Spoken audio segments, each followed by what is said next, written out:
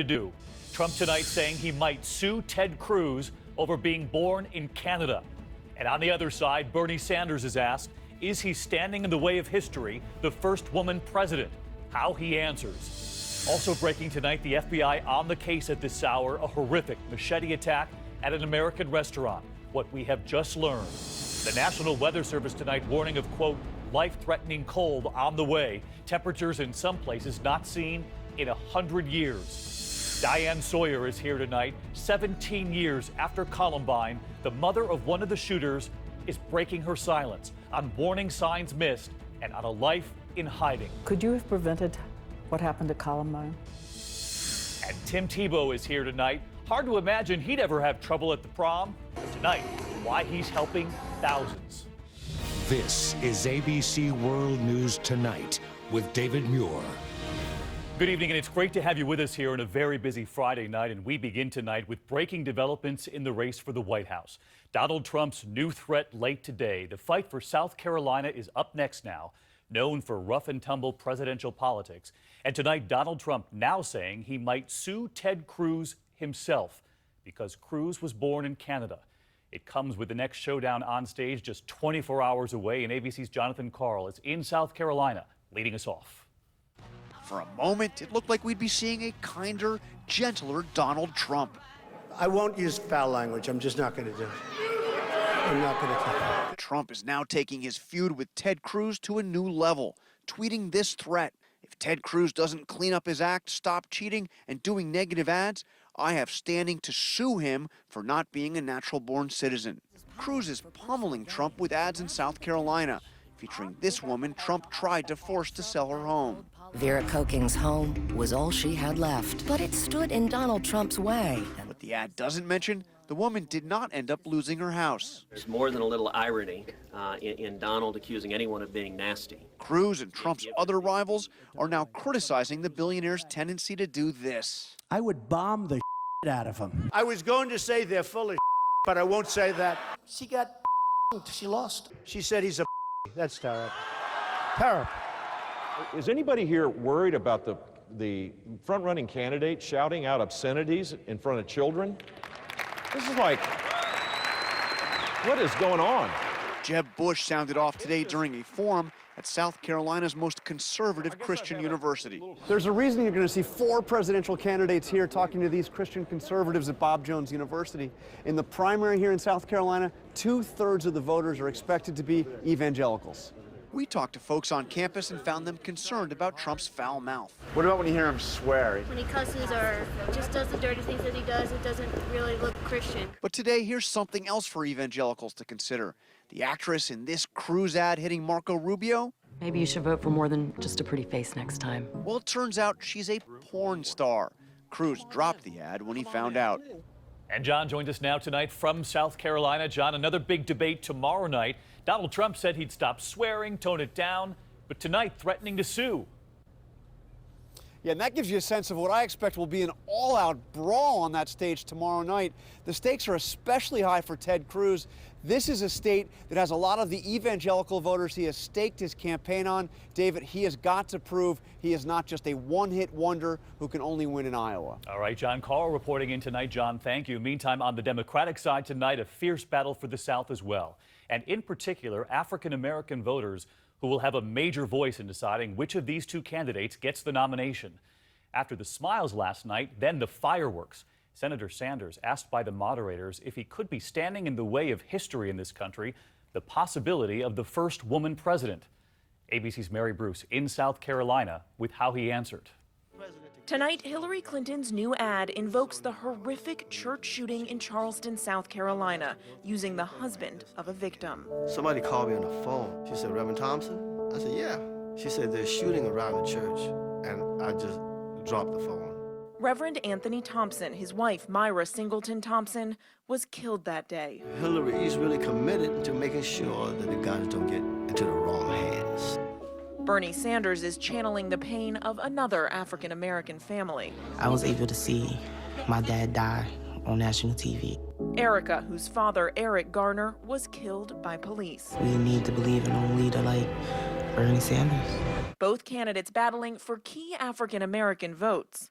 At last night's debate, something else. Sanders asked if he's standing in the way of the first woman president. Senator, do you worry at all that you will be the instrument of thwarting history, as Senator Clinton keeps claiming? I think from an historical point of view, somebody with my background, somebody with my views, I think a Sanders victory would be of some historical accomplishment as well. I'm not asking people to support me because I'm a woman. I'm asking people to support me because I think I'm the most qualified, experienced, and ready person to be the president and the commander-in-chief. And David, Secretary Clinton is convinced that wrapping her arms around President Obama is the right strategy, but Sanders saying last night that he would be a better president on race. David. Mary Bruce with us tonight. Thank you, Mary. And we move on now to the warning from the National Weather Service at this hour that, quote, life-threatening cold is moving in for 65 million Americans. From the plains to New England all the way down to the Carolinas, sub-zero temperatures expected to shatter records this weekend. And here's ABC's Lindsay Davis tonight. The lake effect snow machine on full blast tonight. Some areas in western New York getting more than 3 feet of snow. ABC's Indra Petersons is in Buffalo. It's been a relatively mild winter so far by Buffalo standards, but that is about to change. A dangerously cold Arctic air mass moving in tonight, meaning by tomorrow morning we could set a 100-year-old record. In Minnesota, firefighters are already battling -10 wind chills from the Midwest all the way to North Carolina. The National Weather Service is warning conditions will result in frostbite and lead to hypothermia or death if precautions are not taken. I think it's a very serious situation. The cold is already causing damage. A burst pipe in Scranton, Pennsylvania, turning these homes into ice castles. In some places, it could feel like 40 below zero this weekend, and at temperatures like that, frostbite can set in just minutes. David? Yes, stay indoors if you can. Lindsay Davis, thanks to you. Let's get right to Rob Marciano live outside in New York tonight. And Rob, temperatures in some places not seen in 100 years? Yeah, David, we've had a couple of shots of cold air this season, but this next one is really, we're going to have to protect life and property because it is dangerous, dangerous cold. It's definitely some record-setting stuff. Huge trough in the east, and another chunk of cold Arctic air will be coming down. I think at the peak of this, the core of it's going to be Sunday morning. These are actual low temperatures, 1 in New York, -6 in Boston. That will be, those two will be a record. But look at these wind chills. -21 in New York City, -30 in Boston, -36 in Albany. Frostbite setting in just a matter of minutes in that case. What we don't need is a storm coming up into this cold air, and that's what we're going to get on Monday and Tuesday. It will start as snow in the bigger cities, but it should be far enough west to where you see it change over to rain. But that's a world away, David. We have to get through the cold of this weekend first. All right, Rob Marciano just outside our studios tonight. Rob, come on back inside. In the meantime, breaking developments as we're on the air this evening after a terrifying machete attack at a restaurant in Ohio. Law enforcement revealing a short time ago the man was known to the FBI. That man tearing through the restaurant, injuring several people, then leading police on a high-speed chase.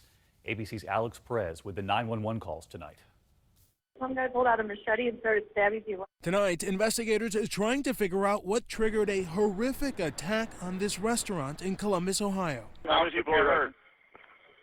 One seriously. We need an ambulance very badly. The chaos beginning about 6 o'clock Thursday night at Nazareth Restaurant, owned by a local Israeli man. Police say the attacker, identified as 30-year-old Mohammed Berry, stormed in with a machete in hand. I was on the ground, and I thought to myself that, at any moment I'm going to get a knife in my back. She says Berry remained silent as he went table to table, hacking at customers, many defending themselves with chairs. There's blood everywhere. Authorities say Berry took off in a car, police eventually tracking Berry down and shooting him dead. Lone individual, machete going into a public place.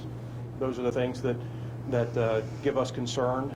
The attack leaving 4 people at the restaurant injured, including one critically. And David, the FBI now working with investigators here trying to figure out a motive. Law enforcement sources tell ABC News Berry was known to the FBI but was not under a full-scale investigation. David? Alex Perez with us tonight. Thanks, Alex. An alarming development in this country as we continue to report on the Zika outbreak. Tonight, new fears of a possible link to miscarriage. 2 American women who contracted the virus while traveling outside the U.S. suffering miscarriages when they returned home. And now word coming in tonight of a new test you'll be able to take to check for the Zika virus. Here's ABC's Eva Pilgrim. Tonight, a new concern in the fight against Zika. The CDC confirming 2 pregnant American women traveling abroad contracted the virus, then miscarried when they returned home. Our goal really is to protect pregnant women. That's the key priority now. Researchers already seeing a strong link between Zika and birth defects of the brain. Now the CDC is looking at whether Zika causes miscarriage. Samantha Mejia was pregnant when she visited her husband's family in Honduras before the travel warning. The biggest thing was knowing that I was pregnant and hearing all the different studies come out. When Samantha came home, she tested positive for Zika. She miscarried at 9 weeks. The placenta also testing positive for Zika. His sister's, pregnant right now, so, we're very concerned for her and her baby.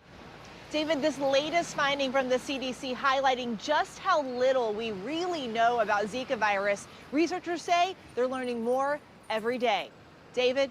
Eva, thank you. Let's get right to Dr. Besser tonight, who spent years at the CDC. And Rich, this is really alarming, but there's no confirmed connection yet to these miscarriages, right? That's right. It's not proven, but it is suggestive. And it's likely if Zika can cause severe birth defects, it can cause other problems as well. Really troubling. But there was news tonight on a possible new test for Zika, and you go to your doctor for this? This is really good news. 80% of infections have no symptoms whatsoever. So this will allow us to follow pregnant women very closely and identify those who are truly infected. And when would the test be ready, Rich? Well, the good news, it should be here by mosquito season. Dr. Besser with us tonight. Dr. Besser, thank you. Now to a deadly school shooting in Glendale, Arizona today involving 2 teenage girls at the start of class. The high school was on lockdown for a time, a huge group of worried parents there gathering outside Independence High School waiting to take their children home. Students in shock, the girls were found dead in an isolated part of the campus. A gun was recovered near their bodies. Both were 15 years old. It is unclear tonight who fired or what the motive or plan was, but police are now suggesting no one else was involved in the shootings. Those aerial pictures today of the parents and the students evacuating have become all too familiar in this country. And it's hard to believe it was 17 years ago a nation watched the horror unfold at Columbine High School. The student escaping from that broken window, other students fleeing, their hands in the air. And the yearbook photos of the 2 gunmen. On the right there, Dylan Klebold. And tonight, for the first time ever, Klebold's mother is now breaking her silence about warning signs missed, about a life in hiding for 17 years. Here's Diane Sawyer with her exclusive. The police were there and the helicopters were going over. And I remember thinking, if this is true, if Dylan is really hurting people, somehow he has to be stopped. And that at that moment I prayed that he would die, that God, stop this, just make it stop. Don't let him hurt anybody. And so her quest begins. She says she goes back over every year of her life with a magnifying glass, looking for the path of her son's descent and the clues that she missed. Sometimes he would seem, distant or quiet. And I remember asking him, are you okay? Are you sure you're okay? You seem so tired. And he'd stand up and say, I've got a lot of homework. I need to go to bed. And you let it go. And I let it go. And that's the difference. If it were me today, I would dig and dig and dig. I felt that I was a good mom, that he could talk to me about anything. Part of the shock of this was that learning that what I believed and how I lived and how I parented was an invention in my own mind, that it was a completely different world that he was living in. She says not a day goes by she doesn't think of the victims and their families. I just remember sitting there and reading about them. All these kids and the teacher. And I keep thinking, constantly thought, how I would feel if it were the other way around and one of their children had shot mine. I would feel exactly the way they did. I know I would. I know I would. And Diane is with us now. 17 years have gone by, so why now? She says it took a long time to stare the truth in the face, to go back over her life, look at every part of it. She's been on a quest to understand how she missed what she missed, what she failed to grasp, what she should have done differently. And she's also been talking to experts to try to make sure that it might be useful to some other parent, which is why we're doing this hour tonight, hoping to prevent it from happening again.